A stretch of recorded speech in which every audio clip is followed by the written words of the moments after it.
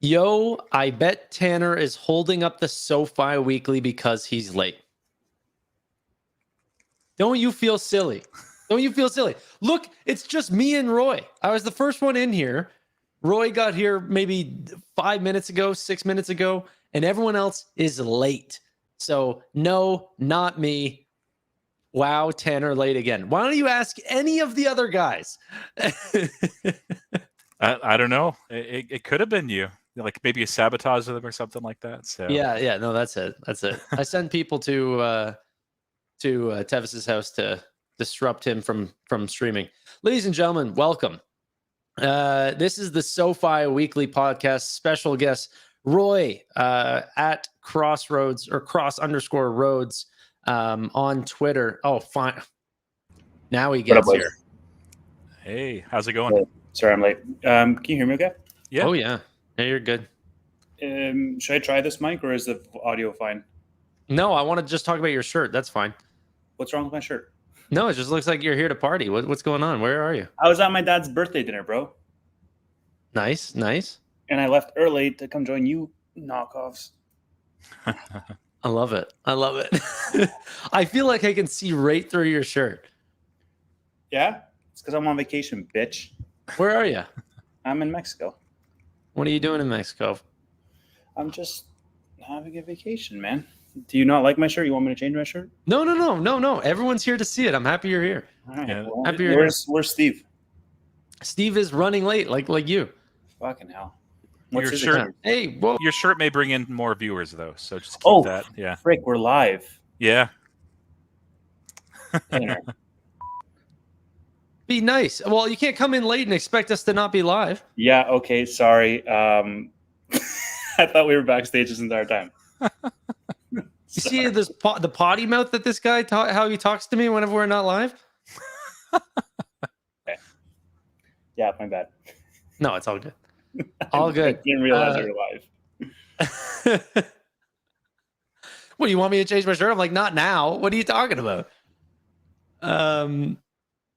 No, so how you guys doing? Tevis, there's been a lot.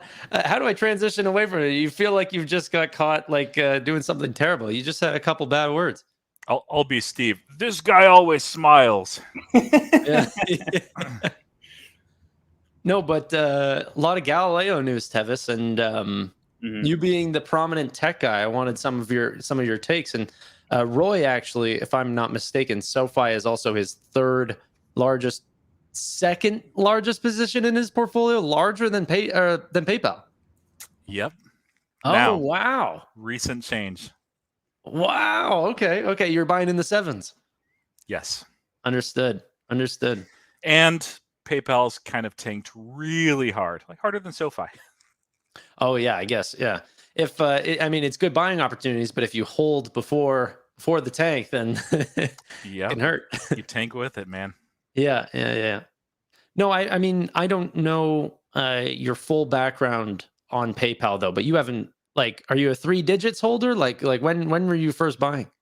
Oh no. I bought some maybe a month and a half before the previous earnings. So, this is 4.5, 5 months ago. And just a smaller position, was basically waiting to see who they would announce as a CEO because I liked John Kim. If it was him, I would have been happy with that.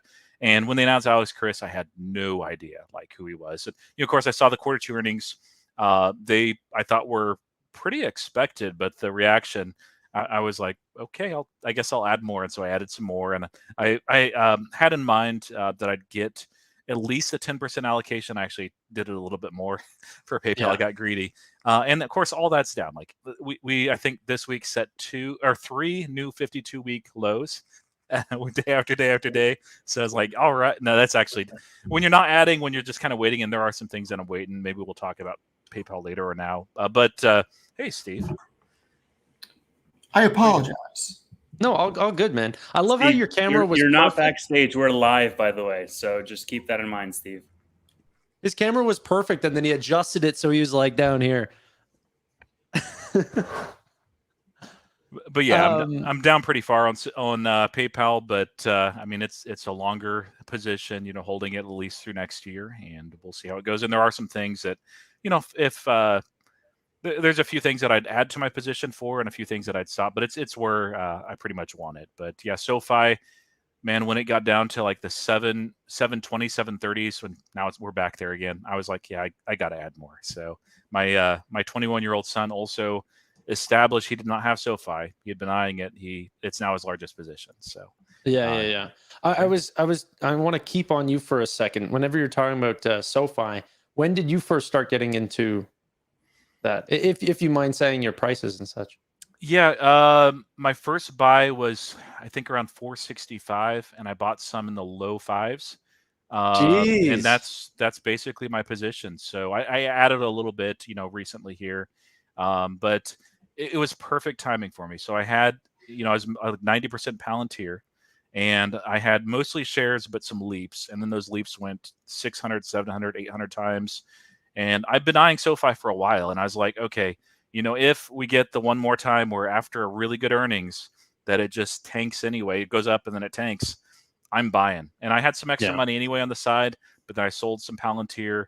I sold one position that I lost entire conviction in, and I just was like, now's the time for SoFi. I'm loading up, and so it became my actually it became my second largest position. Partly it wasn't allocation, like it was probably third largest at that point, and then we're down some, but man, it's up a lot from high. You have to have fours. high conviction though whenever you're buying on the way up, like 60% higher than when you last purchased, practically. Yes. So yeah, no, good for you.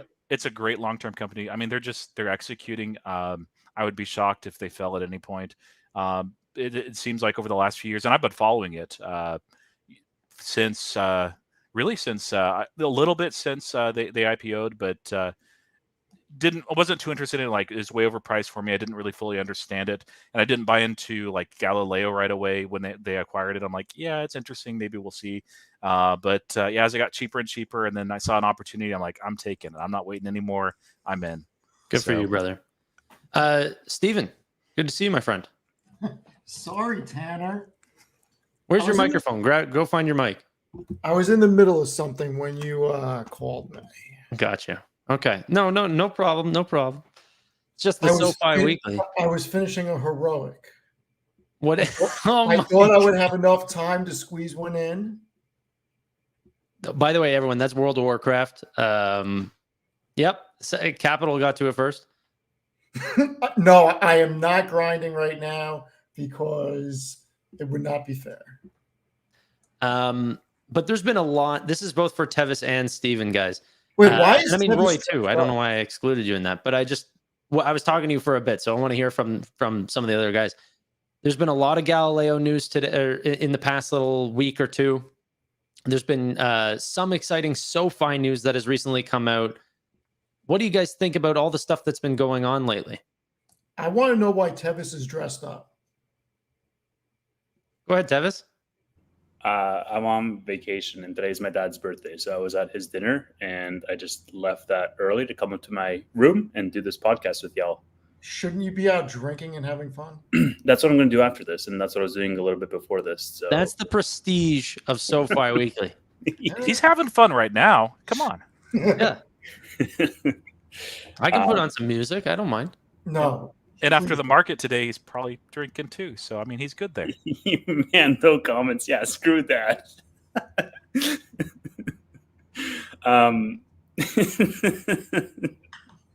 It's okay. He doesn't watch this podcast. He won't know we're talking about him. Yeah, look, Galileo. I mean, we talked about this a little bit, Tanner, on the FinTech Frenzy, unless they've come out with more news. I made a video earlier today around the expense management in general. I think, like, at a high level, it's just an enterprise staple that they need for a lot of these larger institutional clients. I think the 2 points that I want to reiterate is, number one, SoFi as a whole said they're going after bigger deals, and this aligns with that mentality of, if we're going after bigger enterprise clients, then we need to be building features that cater to those bigger enterprise clients. And then number two is the fact that SoFi is piloting their technology platform to a lot of legacy institutions. This could have even been an ask that came from those legacy institutions. And the ultimate takeaway, I think, is that Galileo itself as a tech platform is becoming a one-stop shop to cover the end-to-end, become this plug-and-play solution for all of their clients, whether it is fleet management, expense management, buy now, pay later, through their APIs, whatever you have it, they can become a centralized hub with minimal interventions or minimal. If I were a client of Galileo's, I don't have to look elsewhere for additional services. Galileo covers it all. It's a one-stop shop. And I think that's the main takeaway here. So I think for the most part, the payment risk platform was a product that we already offered. It was just 2 existing payment processing clients. I don't know how much you guys follow Shopify, if at all, but they started offering a product called Shopify Commerce Components, where instead of just selling, the complete Shopify experience, they then sold APIs to just use parts of their, store activity. So whether it was access to Shop Pay or front-end APIs or back-end APIs, there was a bunch of different aspects where for some companies, they just needed one aspect of Shopify's business, and they weren't ready to completely let go of their other tech stack.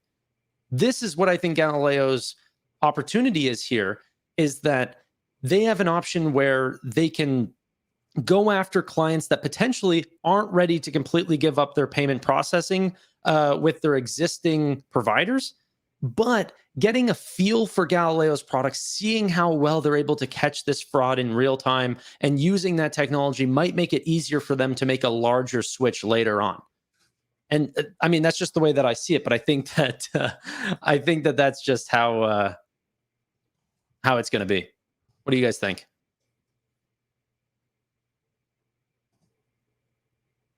Steven? Waiting for earnings. I want to see how much progress we made on those RFPs that Noto was talking about. And I want to see if we have new clients on the banking side. I mean, that's what I'm most focused at on the tech platform. Right. What is the I know that they've been in the pipeline for a while and looking at things with Galileo. Do we have a read on how long that takes as far as them getting a good feel of Galileo and actually onboarding from previous clients? That's something I don't know.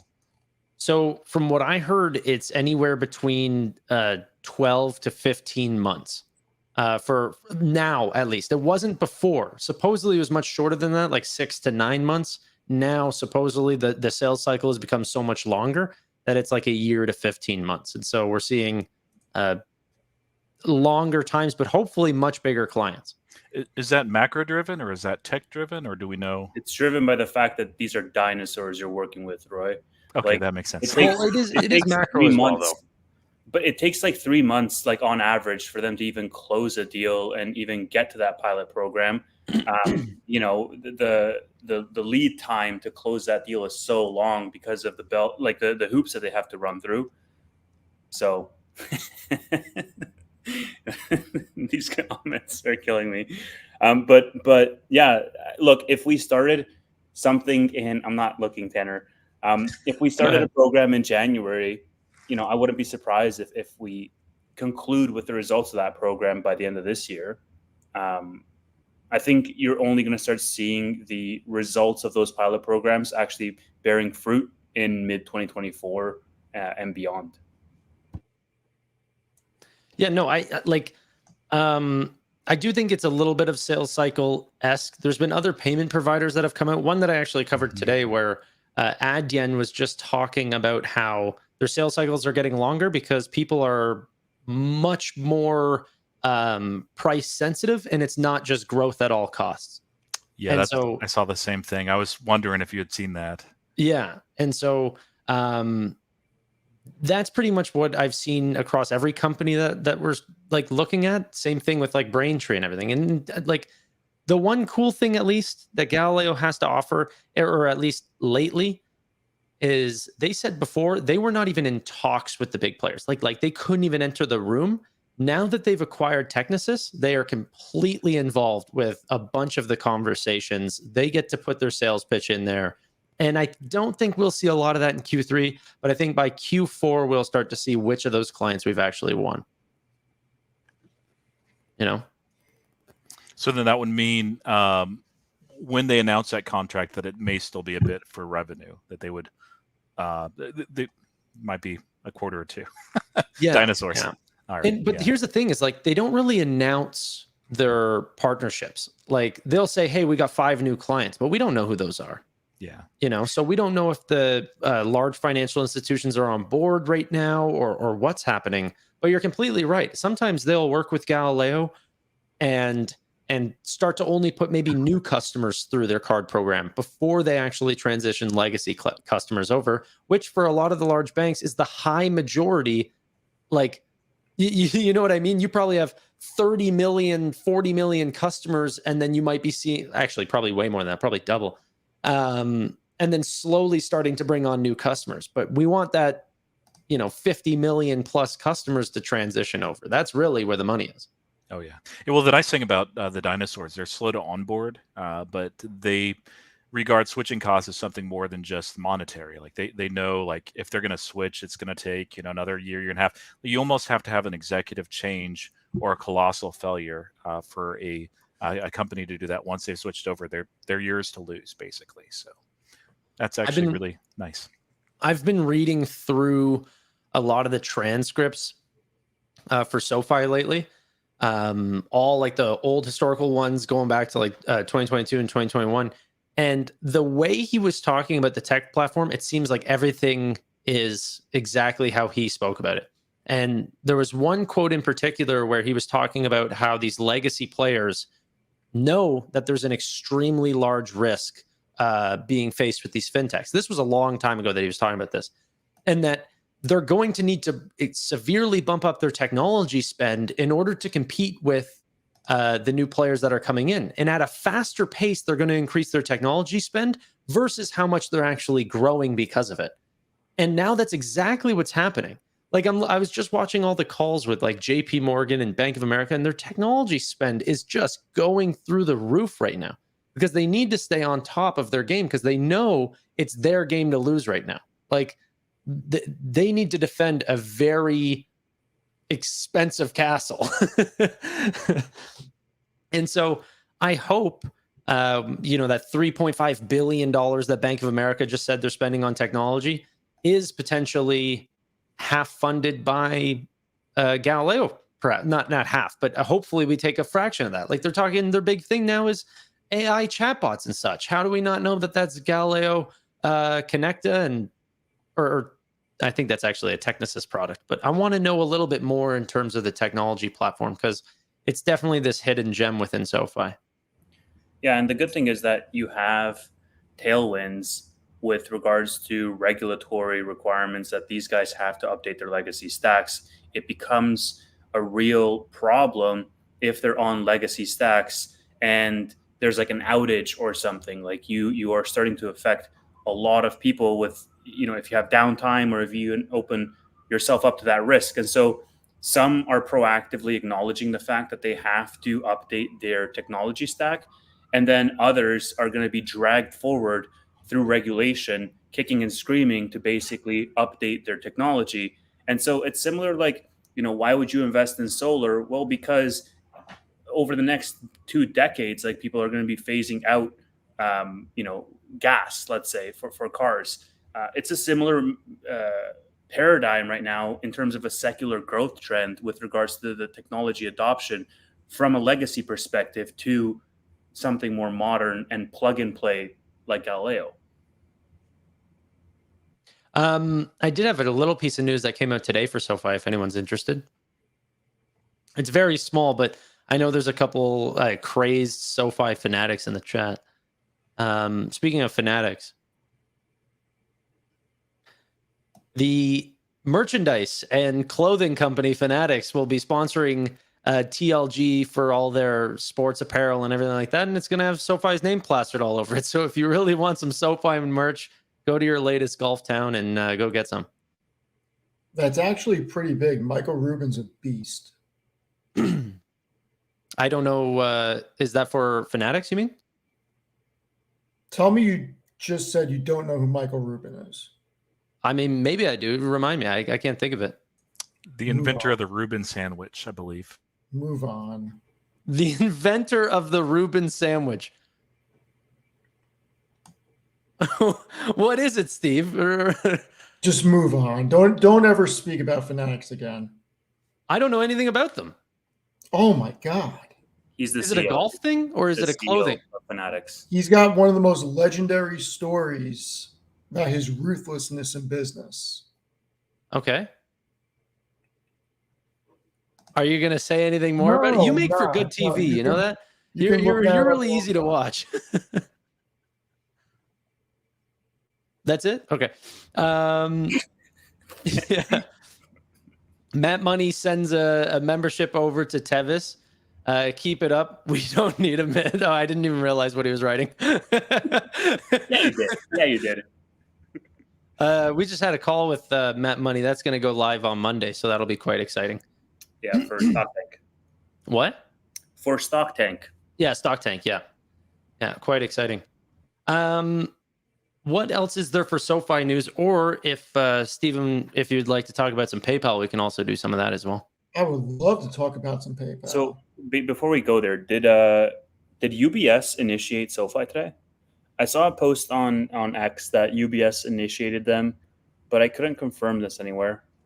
I know Chris Hager posted around this other analyst upgrading SoFi to neutral from sell, KWB or something. KBW. Yeah, that was KBW Investment Bank.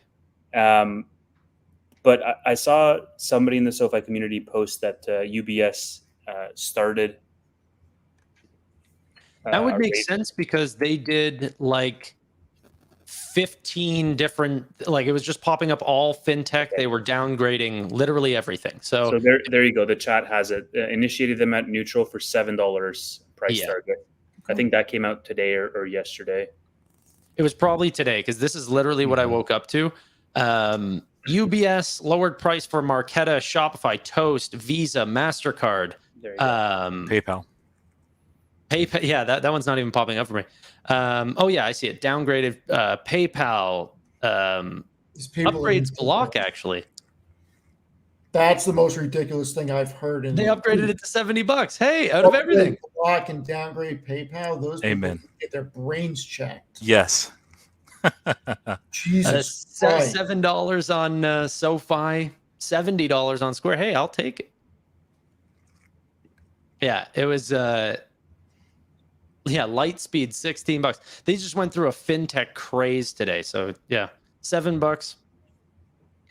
I wouldn't think too much of it. Did you guys see, this is top of mind because I just made a video sort of recapping the news for this week. The Taylor Swift movie. Dude, that became the highest grossing concert movie of all time. I think the second biggest October debut ever after like Joker in 2019. 92.8 million, I think it was in North America, just the box office, and like 124 million. And the craziest thing is this wasn't on the docket like 6 weeks ago. She just planned this super ad hoc, scraped together, minimal advertising around it. And somebody posted on X saying that they watched the movie. SoFi Stadium is everywhere. SoFi's logo is everywhere. She shouts out SoFi. It's just plastered all over the place. I mean, look, we talked about when The Weeknd released his album live at SoFi Stadium. This is another one of those artifacts that will live on, associated with the fame, not only that she has today, which is like cult-like worldwide, but even as that appreciates over time, that's going to become a staple. It's always going to be associated with SoFi. And I remember, and the reason why I think it was interesting was because over the summer when we were talking about the Taylor Swift concert, the biggest point of contention was the fact that, it's a nothing burger because she's only doing 6 shows at SoFi. And like, sometimes you have big artists doing like a month, at SoFi Stadium. And it was like a fleeting thing. Well, all of a sudden, now it's not so fleeting anymore. Yeah. Yeah. Well, I said it back then. I'll say it again. Anywhere she goes turns to gold. And you have to respect the hell out of her because wherever she holds an event, she props up the economy. She generates a ridiculous amount of jobs and she takes care of her people. I mean, giving everybody that worked on the Ever Store 100 grand in a personalized letter, class act. Oh, I didn't even see that. That's cool. Yeah, we gotta really respect her. Even if you're not a fan, I'm not a fan, but I respect the hell out of her. She knows how to market herself. She's one of the best marketers out there. Yeah. No, it's crazy. Even the way that she released that film was like, I don't think they went through some publishers or whatever. They just went directly to distribution with AMC. So a lot of the profit is hers. She It's has such a insane. loyal fan base. She can do whatever she wants. So to add to that, by the way, I don't know if you said that, but it was all recorded in SoFi Stadium. If you said that, Tevis, the Taylor Swift thing. The weekend live at SoFi Stadium, you also said that. And then Beyonce's upcoming Renaissance Tour documentary is expected to have footage in SoFi as well, because she did 3 different shows there, and most of all, the show that she did on her birthday.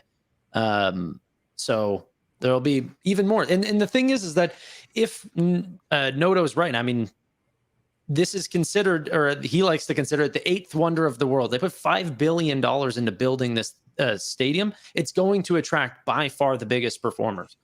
And so the naming rights for that theater was also the most expensive naming rights deal ever in history. Of course, we're going to see some benefits from it. So now I'm really interested in knowing the benefit that we're going to see from SoFi Center, the TGL golf course. That'll be quite interesting and also probably very expensive. It makes me think that we're not going to break profitability in Q3, just in case there was some talk about that. Like, hey, is it still possible to get profitability in Q3? I don't know if we'll be paying the upfront costs of the SoFi Center, but I also don't think, I think the signing of SoFi Center shows that early profitability for the sake of it being on an earnings call is not Anthony Noto's goal. How about this? It doesn't matter. It doesn't matter. It doesn't. It doesn't matter. It's not a benchmark anybody's holding them to. They never said that they would be profitable in Q3. They said profitable by Q4. Well, it would be an upside surprise. I don't think that 100% would be an upside surprise, but if they're not profitable, it's not going to mean much. Unless they come out and guide that they're not going to be profitable in Q4, then they need to have a very good excuse why. Absolutely, yeah. That's it's inevitable at this point, and it's what everybody's counting on is Q4. So yeah, if they come out, I think we'll probably see the same pattern as we've seen in previous earnings. But you know, who knows? But yeah, if they come out and they say, hey, not Q4, that's not going to be pretty.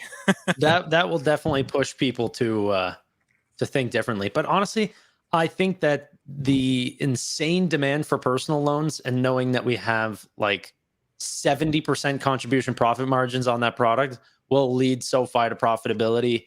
Like, I was looking into some of Noto's comments recently on credit card and invest product. Those 2 products, they're extremely not profitable. Like 75 million annually each. And so losses, just loss leaders, just to have the product, just so then we're considered a one-stop shop. We really shouldn't have those products at this current time. I mean, like, however, they're also like the fastest growing products, so got to take it with a grain of salt too. And credit card's not a fast-growing product for SoFi. Invest is. Yeah, Invest. It's the 3rd fastest growing product behind Relay and then Money. It's free. Sorry? Well, Relay's free. Nothing's free. They'll give you money to check your credit score. They'll give you money if you just check what they'll offer you with a mortgage. Nothing's free. They pay you for every referral, for everything. SoFi hands out money like it's crazy. But that's why there's been such a slow race to profitability, is because we've got sales and marketing budgets like crazy.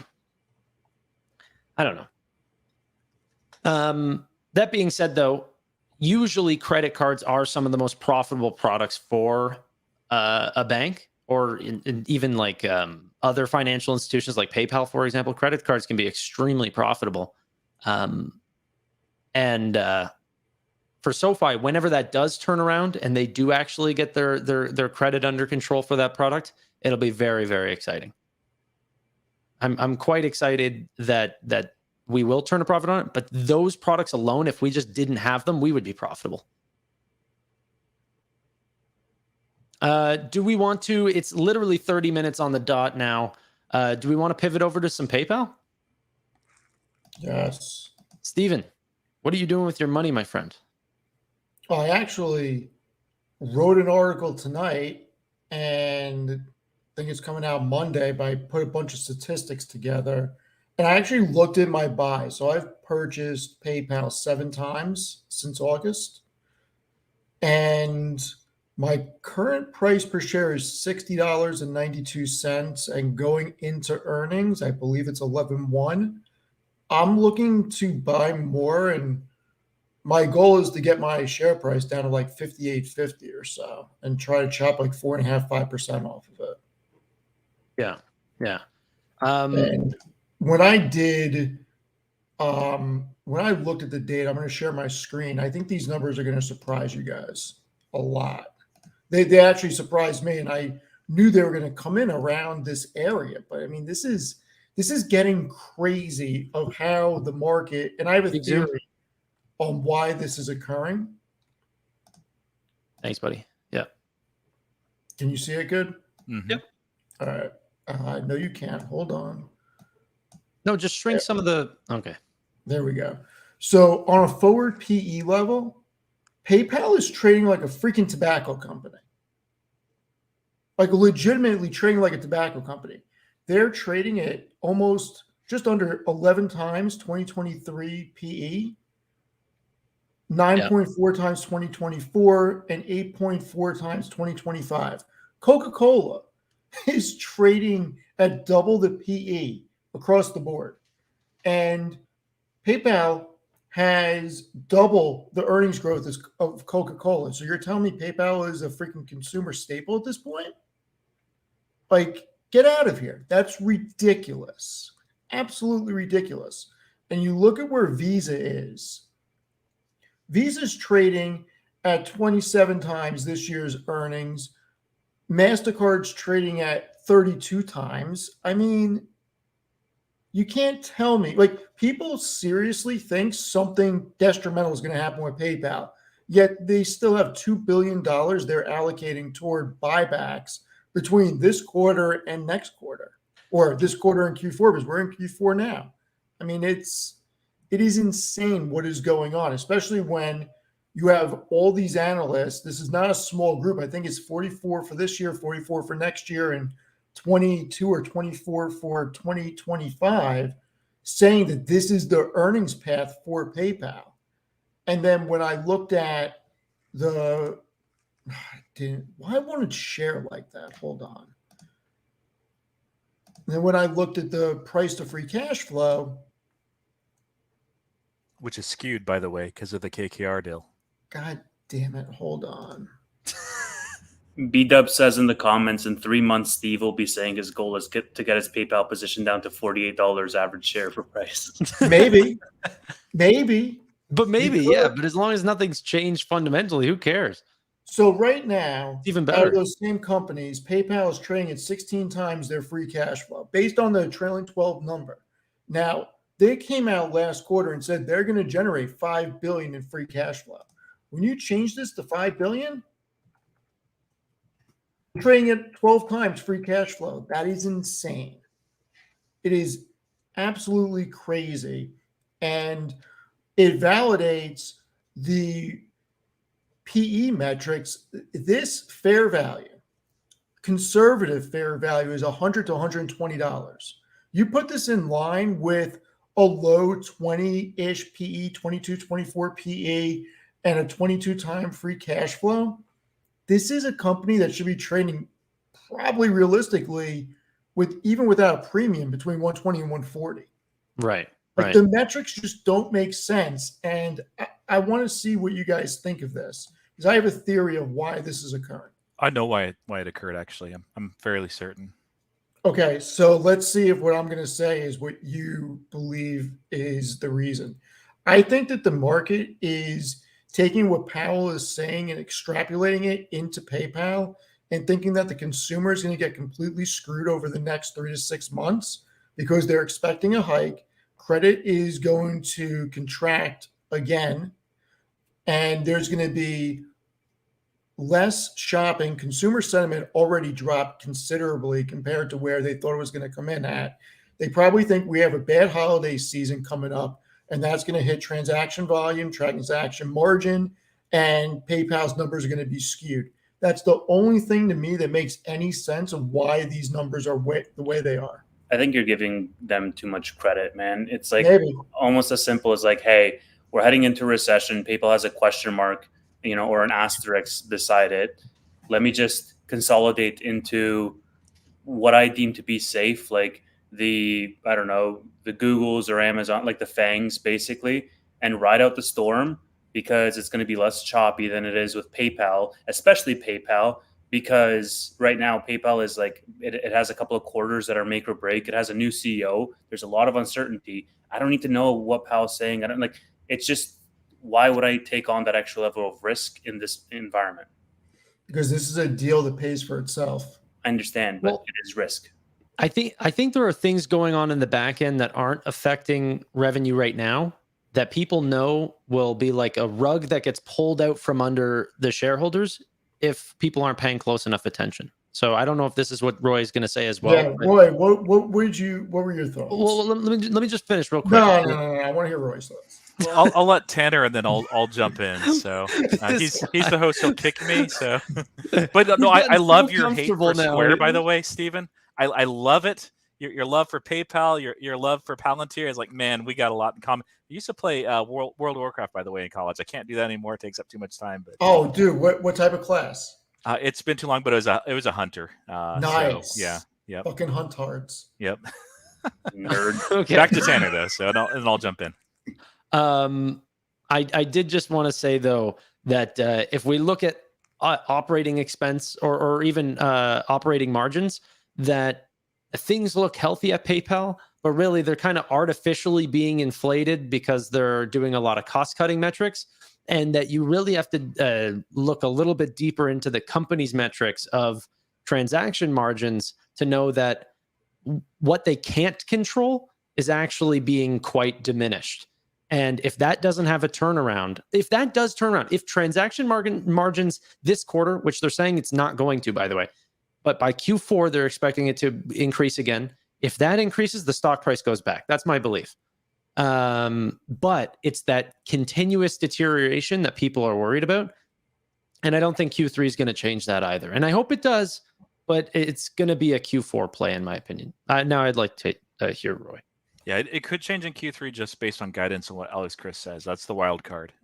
So don't know. I know that I'm pretty sure it's going to be a triple beat, and it could be a beat down after that. Another 10%, 15%. Who knows? But not too worried about that. Yeah. No. What happened is that somewhere along the way, and I'm not sure exactly where it happened. Maybe 4, 5, 6 months ago, it ended up, and this was never in the news. So this is just me breaking news. I guess I mentioned it a couple of times on X. Western Union and PayPal just traded tickers. And so now what people think of PayPal, they're like, oh yeah, Western Union, it's been around forever. Nobody really uses it anymore. It's just lots of competition in that space. Margins are compressing. It's losing money over time. And they actually trade, Steve, you might be interested in this, at the same price to free cash flow. But the narrative is actually true with Western Union. It's not true with PayPal. But the real reason is, what you guys have been saying. It's the 3 M's. You have margins. That's the main concern.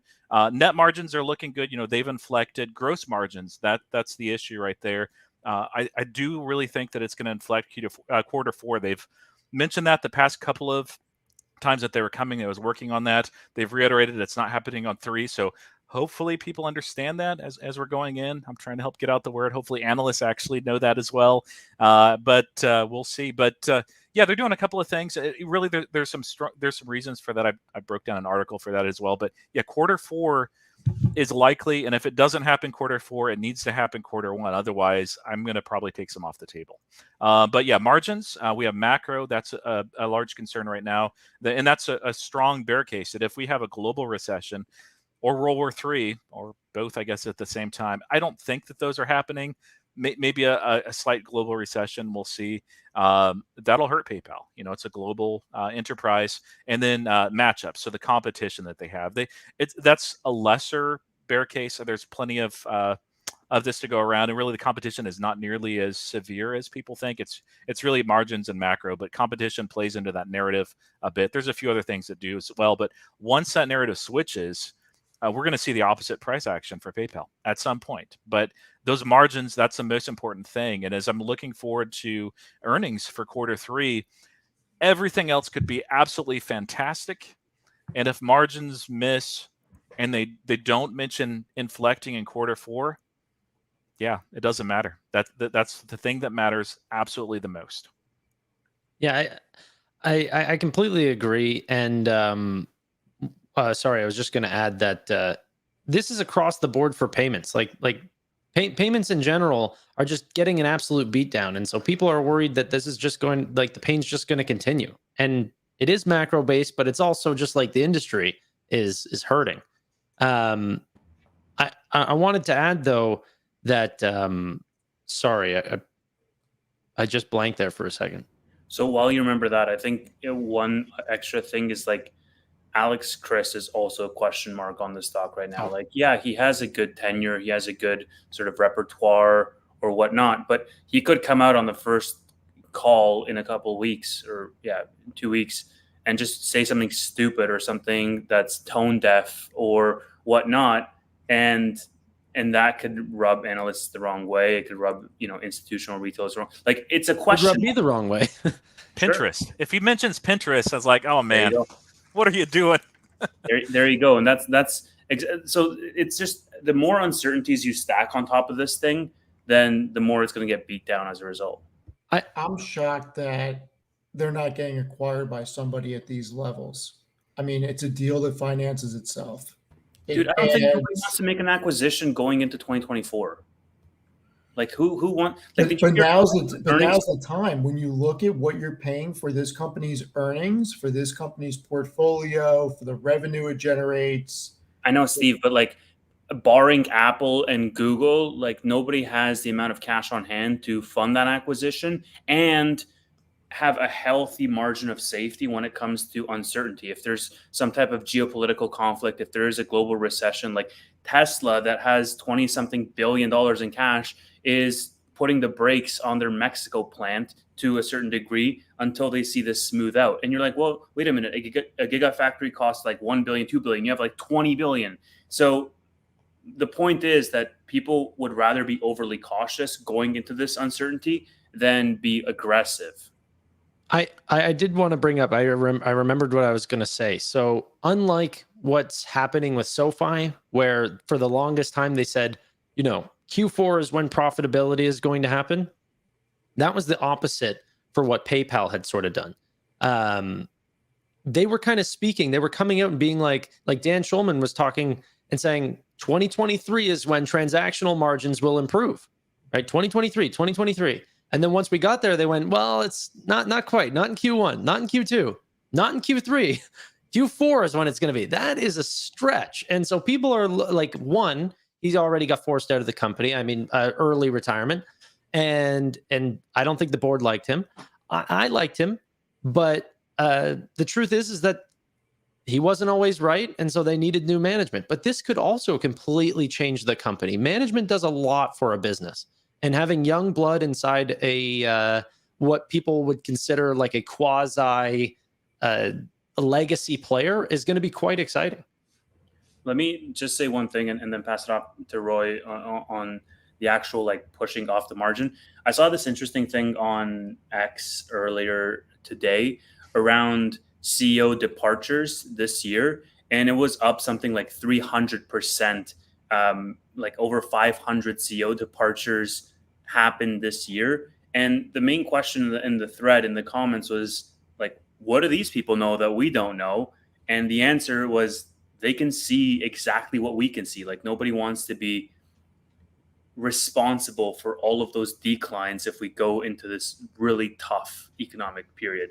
And so it's interesting that Shulman was pushed out from the board. The Unity CEO was pushed out from the board. I mean, obviously different reasons and different timeframes. Yeah. but the timing is interesting given the year we have ahead. Can Yeah. you bring up Simon Nordos's comment, please? You gonna read it for? It's on the screen. So All right, Okay. I'll read it. Late night Steven's theory. a slow learner in this game, eh? Steve's not a showman. Steve's an article guy. So Yeah. I'll read it. Late night theory. We never have recession Fed and CEOs just talk about it's coming and we just slow down in anticipation for it, but it never comes for the next 5 years. So and I can't find the chart because I have too many things on my desktop. Since 1963, you need 5% unemployment to have a recession follow within 6 to 12 months. We're nowhere near that right now. Now, I'm not saying that can't happen, but when you look at the CME Group Fed Watch tool, and you start looking at the percentages of when a pivot's going to come and what rates are going to hit, they actually have somewhat of a decent chance of increasing rates at the December meeting. I think it's like 32%. But the pivot looks like it's coming May, June 2024. And call me crazy, but unless something drastic happens, I don't think we're going into a recession. I really don't. Like, unemployment's just not there. It would have to be Fed induced. It would have to be Fed induced. Like, they would have to increase rates to where something breaks. You need people laid off. You need people not spending money. People are still spending money. Like, that is what's going to cause a recession. I don't see it happening right now. Everybody is employed. Everybody's still spending money. Whether if it's cash or on credit with a remaining balance, money's still getting spent. You need GDP to go down for 2 consecutive quarters. In that occurrence, people lose jobs. Things get much tighter. It's not. Look, I'm not seeing it. Yeah, Chris Patel had this really interesting post earlier today around his forecast in 2024. I don't know, maybe Tanner, you can see if you can find it. It was from today. Basically saying that there's a series of events that's going to transpire over the next 12 months. And it's going to start with the big tech earnings that are coming up next week around many of these CEOs, similar to Elon on Tesla, sparking fears and then leveraging those macroeconomic fears to have more rounds of layoffs, similar to what we had towards the end of 2022 and starting 2023, where we had just round after round of layoffs. And then from there, you're going to get less because people lose jobs. Is this the one, by the way? Yeah, you're going to get less spending. And that's when you're going to see shocks in housing. I mean, look, I'm of the opinion that the Fed, well, I can actually bring up the chart, but the predictions around the Fed cutting, the probabilities start to go up quite a bit in May, June, and July. So towards the summer. And I'm bringing it up for you, Tavis. Yeah, I think if, in fact, Chris is right, and over the next 2 weeks, if we have big tech earnings and these CEOs start to say, well, the economy is going to be really bad and we might have to do layoffs, then all of a sudden it might be rates might be cut sooner than we expect. Let me bring up a cleaner chart, actually. No, this gives you every month. December, you have a 19% chance or 20% chance that we're going to get a bump. You don't start to get a pivot, or at least the percentage of a pivot, until March. 13% that you drop 25 bips. But in May, you start to really start getting it with a 34% chance, and then even a little bit of a chance you get 50 bips. Then in June, it starts to become a sliding scale. Yeah. So, Tanner, can you throw up the chart from the tweet that I sent? So this basically has. Where'd you send it? Yeah, in the private chat and in the StreamYard. Oh, gee. It basically has everything that you were talking about, Steve, but it has it just in a color coded chart, which makes it a little bit easier to read what we're saying. Here, I got it here. Sorry. Just trying to get it in perfect view. Yeah. So you can see on the left-hand side there the Fed meeting dates, and then whatever the rates are, what the probabilities will be, and with the color coding of blue and whatever that is, green or yellow, as the higher probability ones. And what you'll see is in May, on the May 1st meeting, the probability increases on the 500 to 525. It's 25%. And then that also increases the next month to 32.6% in June. And then the highest in July at 34%. So you can see the sliding scale that Steve is talking about around rates starting to be cut in the summertime or at the very start of Q2. And look, at some point, the Fed needs to make a decision which side of their dual mandate is more important.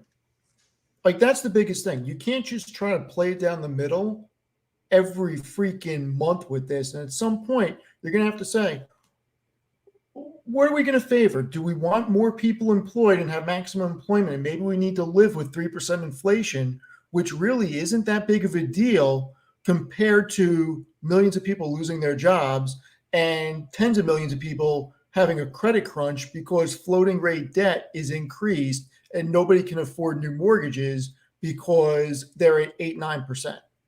Like, at some point, also, the amount of money that the U.S. is spending on debt is almost as big as the military-industrial complex now. Like, at some point, these guys got to sit there and say, okay, what's more important, our egos or the good of the country? Because I got news for everybody. 3% inflation, while it may sound scary, so you're paying $103 instead of $100. Like, I would rather pay $103 than $100 and people lose their jobs. Yes. Like, we need to get past this whole inflation thing. And we need to look, inflation will come down eventually when you let the free markets work, because competition will bring prices down. It will. Right. Yeah, look, I think the short-term fear is around the geopolitical conflicts, which drive oil up and then drive inflation up. But look, I think at the end of the day, you're going into an election year. There's no politician that wants to have a shitty economy going into an election, and that's going to put pressure on the Fed, right?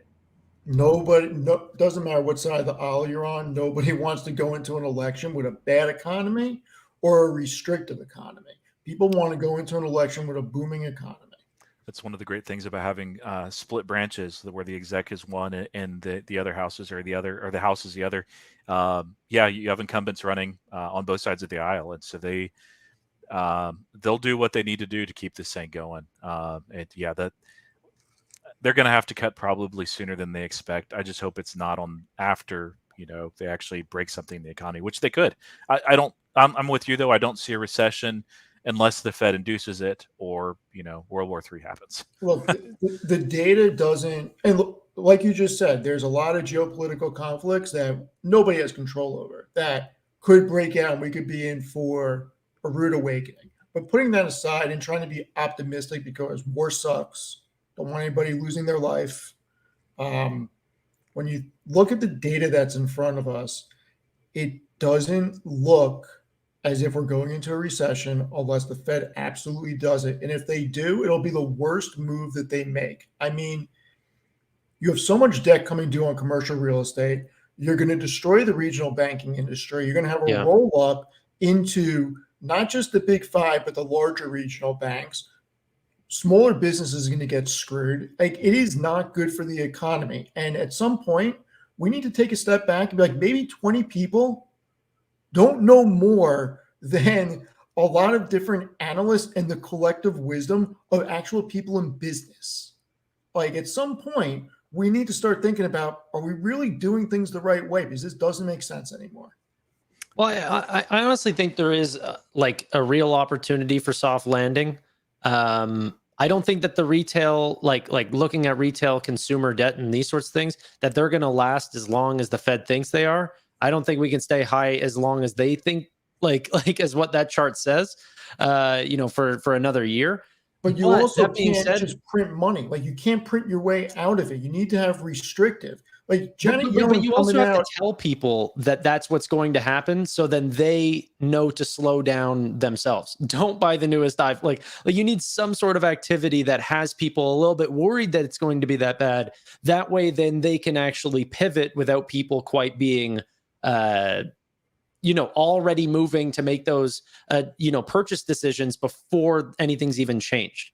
They can't have inflation start to rush back up after they say, you know what, things are fine. I think that cuts both ways as well, because it becomes a vicious cycle where people won't spend because they know that times are tight, even though they might be able to afford, a little bit more discretionary spending. But the thing that I will say from a consumer But it's not sentiment, happening though. People, we're not going yet.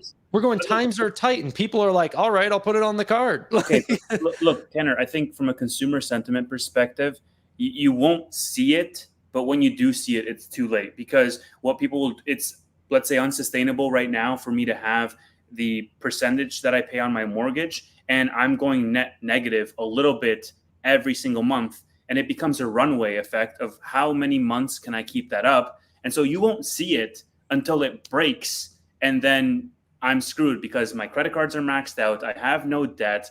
So, and then I am forced to start selling things. It's not like it's going to be a gradual decline. It's going to be flatline and then a cliff. It's something like, and Stephen, I don't know if you've read up on this. This is just in Canada. I don't know what the statistic is in America, but in Canada, the percentage of mortgages in variable rates that are in negative amortization, the money won't even cover the interest on the payments, and so the interest that's overdue goes into the principal, is like 20% or something like that of people are negative amortizing mortgages right now. So I did not read that, but I was going to say something about mortgages, because it is just infuriating when people say, well, the average interest rate has been 5% for the past 40 years. Yeah, okay. But at the same time, money markets back in the 80s were 17, 18%. It was a different era. Things did not cost as much, and you didn't have a period of free money. You can't go from a period of free money to the quickest hikes in 4 decades and then expect walls of debt, when they mature, to be able just to be financed at rates that are 4, 5, 6x. When companies built their models and they borrowed capital at 2 or 3%, they may not have figured in, I'm going to have to refi it 7 or 8%. And that is going to destroy small, medium-sized businesses. And that's not good. And it's not good for the economy. It's not good for the country. The other thing I'll say, just to build on that, Steve, when people make this argument, oh, well, we had high rates before. Yeah, when you had high rates in the 80s or 70s, the federal debt servicing was negligible. Mm-hmm. And now it's just, you're in this death spiral where you can't get out from a federal level because of the high rates. It costs so much to service that debt. Look, people may not like the idea, but when rates were low, issuing 50 or 100-year bonds and paying back all the high debt was probably the right move. And we need to start being smarter. And every time the Fed keeps rates like this, we are spending more money that we don't have. I mean, would you invest in a company that spends on their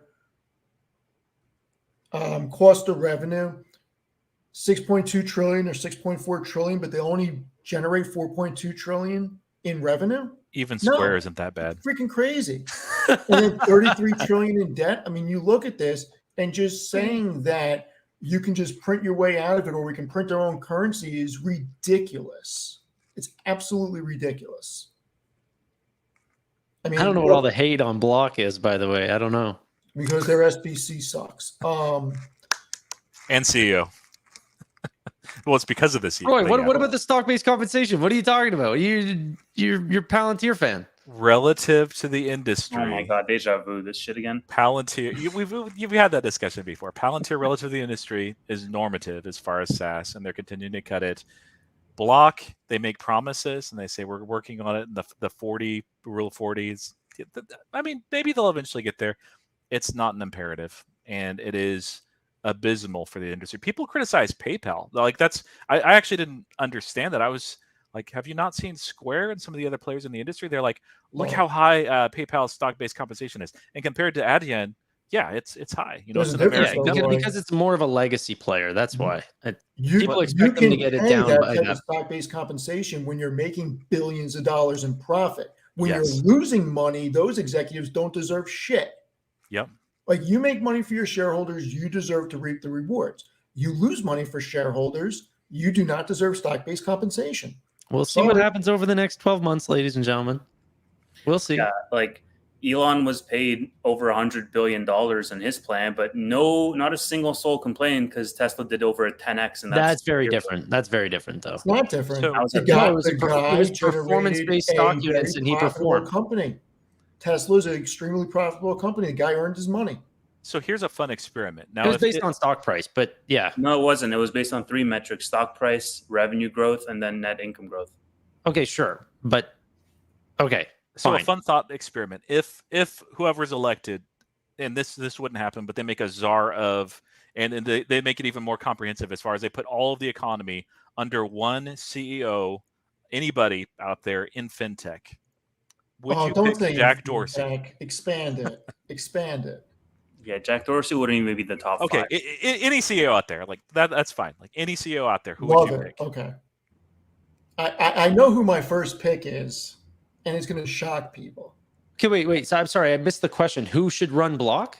No. No, If who the cares next about president, they say, Oh, okay, the next we're in a real president. mess. Oh, okay. Okay, Yeah, sorry. exactly. We need basically a CEO of the country.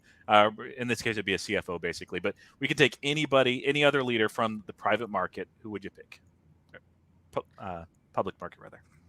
Mine's going to be different than you three, so you three can go first because there's zero chance you guys are picking who I'm picking. I mean, you guys can all guess mine. I would say Tim Cook. Tim Cook, the logistics manager. Yeah. Oh Yeah. my god. Okay. He's good at managing a Next. massive company. Next. I wouldn't want someone that's too crazy, outlandish, or too outspoken. Noda would cause a war. Elon Musk would cause a war. Well, I mean, Tevis, who do you got? No, I got Elon simply because of. So I'm almost done finishing the Walter Isaacson biography, and Jamie it's just Dimon would be another good one. Jamie Dimon would be a good one. I think he is one of the most, if not the most, mission-driven CEO that I've ever encountered. And pairing that mission-driven attitude with this crazy tolerance for pain and working around the clock and just breaking all the problems down to first principle components, like just from the Isaacson biography, the way that they solve the problems on the Raptor engines, all the way to new Tesla models, all the way to like Neuralink, was how much of this stuff can we delete, and then what do we need to add back because we've deleted too much, like optimization on steroids. And I think that is something that just that way of thinking, paired with the work ethic, paired with a mission-driven attitude, would be, a good choice. Just remove. Tevis, who's your number 2? What? Who's your number 2? Oh, let me think. It's unfair to do one. Tanner, you got another winner also. And then I was just Roy, thinking think if of he's 2 talking people. about like just going for operational efficiencies, I was thinking Toby Lucky, to be honest. But Yeah, I see in the comments Zuck. I think Zuck is also like a good one. It's really difficult for. I want to know what the privacy I don't like the man. sort of privacy rules are made. Roy, in who do you got? Someone said Costco CEO, and I just thought about like immigration as a subscription service. Jamie Dimon, I think. I mean, he has a clear pulse of the economy. The other thing is he has a way of executing while sounding incredibly bearish.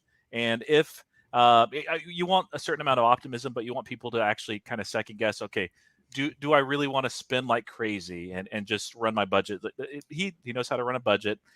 He's been working with a massive company for a long time, and he'd be an amazing fit. Second, actually, I don't think he would cause a war. You wouldn't give him those powers, and you would but it's Anthony Neto. Like he's just an executor. He's very competent. He's very good at turning around things, pivoting, planning ahead, and really building a team and recruiting other excellent leaders, because you can't do this on your own. But Noto is just somebody I absolutely trust. Alex Karp. No, Karp. I love Alex Karp, but no, not as a CFO of the country. No. Who is Jason Wong? Jensen? I think he means Jensen. That's NVIDIA. Yeah. Well, no, there's no Jason. You know what he meant. It's a few letters off. Somebody said Sam Bankman-Fried. All right, so mine are going to shock you guys. Okay. You're not good on audio. Like, there's a lot of people that listen. Fine. Like, they listen. Okay, Barry Sternlich is number 1 for me. Ken Langone is number 2. Jamie Dimon number 3. Noto 4 and Peter Thiel 5. Ooh, I thought forgot Ray about Dalio him. would be on that list for you. No, he's probably an honorable mention. Same way Ackman would be an honorable mention. Yeah, Peter Thiel's good. Like I was not thinking of it. He'd actually be ahead of Noto for me. Sternlich has been right the entire time for the past year and a half on inflation and everything on the economy. Guy's a stallion. I wish Langone would do something, and he's a huge donator of time. I wish he would donate time to the government and fix things. I think that the only thing that I like, I don't know. I'm very right leaning for the most part, but I do think that there has to be some left leaning stuff. So whenever people start bringing up like capital managers, it's like there's nothing liberal about those guys. They would just be like budget, and that's no way to run a country. I think you kind of have to be a little bit for the people as well. Yeah. Go ahead, Tevis, and I'll jump in. I want to know this. Like the state of affairs in the U.S., you need to be at a place where you need to take your medicine at this point. You can't just have more spenders. The U.S. has a spending problem that, the U.S. is like shopaholics personified. They just spend their way, when they're stressed, they spend their way out of problems. It's just a mess. You cannot have a leader who panders to certain groups and who just spends even more. Sure, later on down the line, once the economy is fixed, sure, you can have more sort of liberal or left-leaning, let's say, leaders that will actually expand social programs and increase quality of life and all that stuff. But right now, the dire situation, the fire, so to speak, needs a strict budget control leader. Yes. We need really is a Calvin Coolidge figure. And Coolidge stepped in after Warren G. Harding, and Harding had a lot of issues. And of course, yeah, but he had 7 years with the country, and the country was actually a mess. Like if you're familiar with that history, it was post World War I, large deficit. They had a massive number of people coming back from the military and lots of pensions and things that they needed to do. And they had a looming recession. And so he forced every single one of his government heads year after year after year to make cuts. And if they didn't make cuts, he would make it for them, and was just very efficient at allocating capital. And yet at the same time, the country, people are like, oh, this is going to ruin the economy. It's going to ruin the country. And we had instead the Roaring '20s, which at the time, it's not called this anymore. It was called Coolidge Prosperity, which, by the way, if you ever see me in the game, if you see somebody named Coolidge Prosperity, that's me. But no, we did have, the 1929 crash and the Great Depression, but we would have actually probably had a larger recession, except that, many of the cuts that he was able to do as far as the country and just allow the economy to correct itself. Herbert Hoover did the opposite. He used all these surpluses to and he had to take his foot off the neck a little bit. There was a need for that just because Coolidge was so severe to the point where they didn't even end up like paying and helping states with natural disasters, which is just, it's a little over the top. But no, but that's what I mean. You kind of have to be that's why I wouldn't lead to capital allocators, because I think there would be like it's funny. I could see who's really, really right leaning, in the chat, like whenever I bring that up, and they're like, "Oh, you're just gonna let criminals roam the city?" It's like, no, I'm not. Like I say, you know, you kind of have to have a splash of kindness, and people are like, "Oh, so I guess we're going San Francisco all over again." Like, like How I about we definitely am very. redo a few things. One of them being, I don't care if you're a Republican, I don't care if you're a Democrat, but politics should not be a career. Well, that's Like, true. how about we redo these things and say, okay, life expectancy is significantly longer than when these rules and criteria were written? How about you have to be 40 years old to run for office? You can't run for office after 65 once you get on Social Security. And you have to have experienced some type of life, some type of working in business and just working with people in general and not trying to make your money being a career politician. It's ridiculous. You have people there in politics 40 or 50 years and they've done nothing. It's So you're crazy. voting for Vivek? I don't know who I'm voting for. Listen, there's not a candidate that I necessarily love. There hasn't been for a long time. Yeah. The entire system is so flawed too, because it's all like a representational democracy where you pick whoever your local people are, and then the DNC or RNC pick whoever they want, even though like you might really like Vivek and an entire generation of people might really like Vivek.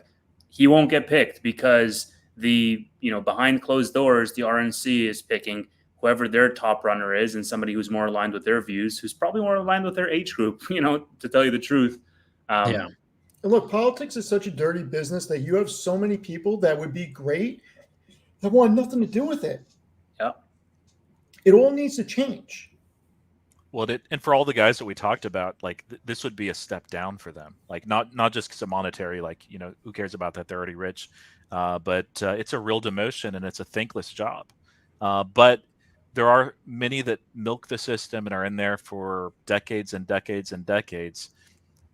That shouldn't be term limits. And how We need about that. Lobbyists shouldn't be allowed? Like lobby That's hard groups to is do. ridiculous. That's really hard to do, though. Like it's under so the hard table. to do, and I know you can't do it, but it is ridiculous that that's even a freaking thing. Yeah. But just like even looking at the net worths of these people, I don't know, man. Like, I don't know if we're just like more well-read than the average person, or if everybody sees it but nobody acts. Like, who was that politician? Like Dianne Feinstein or whatever. She died like married wealthy though, and but like her net worth was okay. Sure, I'll give you another example. I just read this thing the other day. Like Trudeau's net worth before taking office and after taking office is like 100x. It was like 3.8 million, and now it's like 380 million. And you're just like, how does that happen in 8 years? Did you just make a couple of really lucky investments? Because I got screwed in the market. So. But who's making that net worth calculation? Because obviously they're going based off of something. Like, is that not? Be transparent with your findings. Like, what are they basing that off of? The point. I'd be more skeptical of the person that's trying to get that number, because like, what are you talking about? Like, is there some trading that's going on that people don't know about? And if it's that private, how are you even aware of these findings? Dude, there's a reason why. Like, it's not like net worth is his bank account's not posted. It's a speculation. Sure, but there's a reason why, and just to sort of bring it back.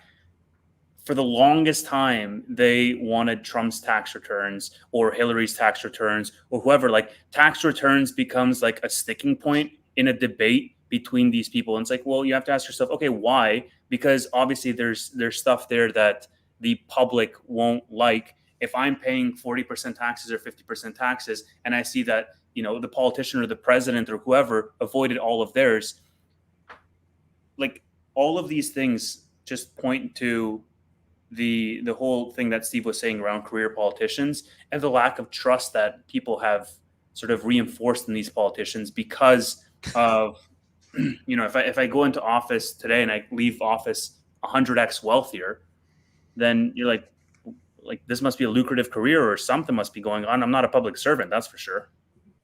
Oh wait, sorry. I want to make clear. Did you say Trudeau's net worth or Biden's net worth? Trudeau's. Okay. Because people are like, that sounds like Canada proud, like some in Trudeau blind trust. I am not a fan of Trudeau at all. I like this dude needs to go yesterday. So not that at all. I want to like, just because I don't believe in someone doesn't mean that I believe everyone that's on the opposite side of them. Like, so Tevis, and that's what's weird about this, the left or right. It's like if you're more right leaning, then you have to believe everything that party says is just absolute BS. Like, it's so stupid. Well, like if I believe in guns, you guys know what my opinions are on abortion and stuff. no, like why does that make any sense? true? Because there's a lot of people that I know that like things about both political parties in the U.S. And there's a lot of people that are in the middle. I think you'd be surprised how many people are in the middle. I'm in the middle. Really do. Yep. But Tevis, I think we need to do like a full economic show one day, because I have a whole tax proposal that I was working on. I'm probably going to redo it and send it to somebody in the government. We need to change our tax system also. Why don't you just run, Steve? No, I'm not doing it. There's no point. Why? It's a hassle. I get enough freaking agita being the president of my co-op board. Like, it's a thankless freaking job, and it's a lot of stuff behind the scenes. I can only imagine what these politicians go through. It's not easy, and then you'd only get like 2 articles out on Seeking Alpha per week. But as far as taxes, maybe we need to start thinking about a flat tax with no deductions, so everybody pays the same rate. If we're all getting one vote and we're all using the same municipalities, maybe we need a 20% tax rate with no write-offs. That way, you make 50 grand, you're paying 10 grand taxes. You make 100 grand, you're paying 20 grand taxes. You make $100 million, you're paying $20 million into it, and nobody's avoiding anything. I mean, you can balance the budget pretty quickly by making very simple changes. Yeah, I mean, the other problem around that, and like we've gone on like 10 tangents at this point, but yeah, this should have been the SoFi after hours. I don't have a lot of time now. Yeah, the other problem around that is that it's impossible to tax like the upper class because of all of the assets that they hold under the different trusts and different holding companies and all that. And you put that aside. I'm talking about taxable income. And obviously, there's always going to be loopholes. You can never fix that because of trust, holding companies owning trust, all that stuff. Yeah, there's a ton of different ways to hide money. But for taxable income, and also when you get stock-based compensation, like, you shouldn't be allowed to freaking borrow against that. That's a crazy idea. But that's another thing. That's another way you avoid taxes. But on actual income, having a flat tax is not a horrible idea. And then getting rid of state taxes, putting it into one pool, and doing a VAT tax on everything you buy the way Europe does. So hold on, let me just put a pin in this. Do we want to flip over to the members only side, Tanner? It's like an hour 20 at this point. Yeah, it really is. Okay, last question. I'm going to do one last question. I want every single one of you to answer it. I'll answer it as well. Stephen goes first. Which one doubles first? SoFi or PayPal? Time frame? First. Which one first? No, but are we saying unlimited time frame, just whatever gets first, or are we saying by the end of the by first, yeah. So, I think so. At this point, SoFi. Well, SoFi has to hit 15, and then what? PayPal has to hit like 100, 110. I just think there's more catalysts on the short term for SoFi to get there. Even if SoFi, it doesn't have to stay there, just hit. I think SoFi's got more catalysts, even if it doesn't stay. It's much easier for SoFi to run because of the low float. Yeah, it's SoFi easy. Low float, a lot of catalysts.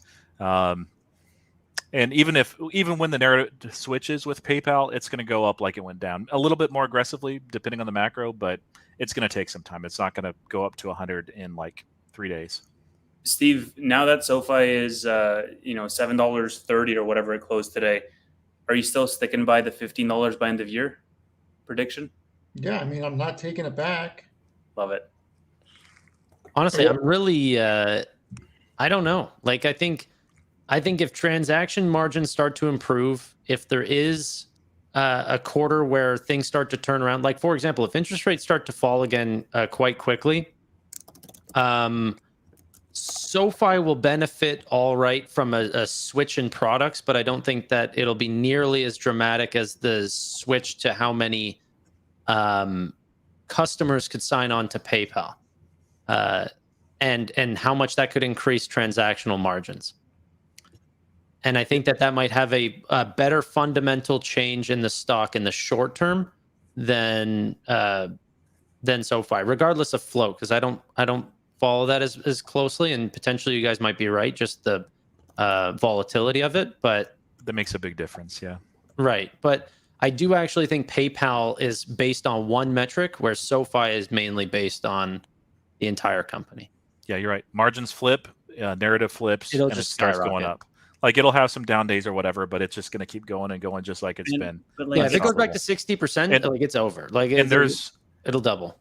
and like over on the other side, I've got like a post from X that kind of breaks down the positive and negative contributions to the margins, if we want to look at that in a bit. There's just no volatility on PayPal's side, man. Like we've had green days, and you have like Palantir up 5%, SoFi up 5%, PayPal's up 0.5%.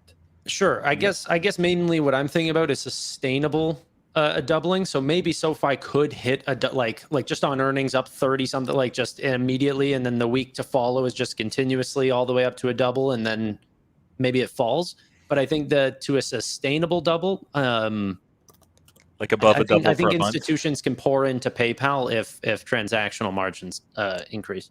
Yeah, it'd be a closer. But yeah, I could definitely see like SoFi, like it does. Like it spikes really hard and then it comes back down. PayPal, once the narrative switches, when it doubles, like it'll stay around. Like it'll just, it's not going to just fall back down instantly. So it's more The other stable. thing you have with PayPal is, and I've said this in the past, so it's not going to be new to some people, but people remember it being 120, 150, even $200. And market psychology is a very important dynamic.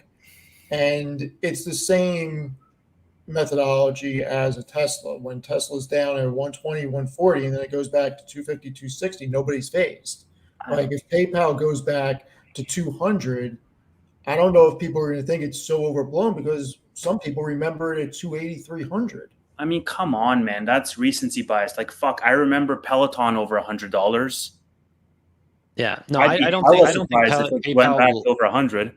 There's PayPal's a difference. never going back to Peloton 200. doesn't make money. PayPal makes money hand over fist and is a huge company. Yeah, It's the same thing when Meta Platforms went down to 95. Everybody knew it was ridiculous. Yeah. Yeah. I think one of my articles came out saying it was ridiculous, like 98. It was under 100 that it came out. Like it was absolutely ludicrous. And once again, that went back up to 190. Nobody thought it was crazy. And now it's back over 300. Nobody thinks it's crazy. Like there are certain companies that the recency bias doesn't hold up to. There are some companies that legitimately people are okay with trading. I'm not saying PayPal trading at 250, people wouldn't think it's overvalued, but trading at 120, 150, I don't know that you really get a huge amount of people saying this is overvalued, let's go short it.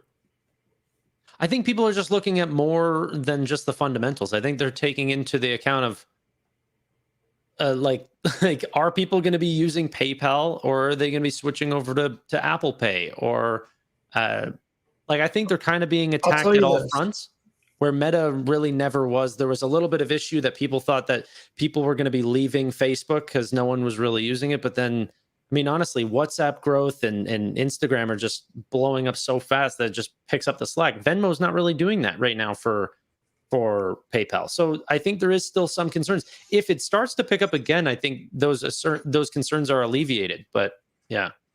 Anyway, yeah, people are right. Older people, such as myself, who is just straight up lazy and trust the PayPal brand. I'm not switching to another company if I'm making a transaction on the web and I don't want to put my credit card number in. I'm going to use PayPal because I already have it. I'm not signing up for another thing. Yeah. No, I agree. And it makes the sticky client stickier. Tevis, go be with your dad, brother. Yeah, I got some drinking to do. So thank you for because this. You and I have to have a conversation at some point. Not tonight, sir. Not tonight, but we have to have a conversation. You have to build his computer. Ladies and gentlemen, thank you all so much for watching. We'll see you guys later. Thanks, for now. y'all.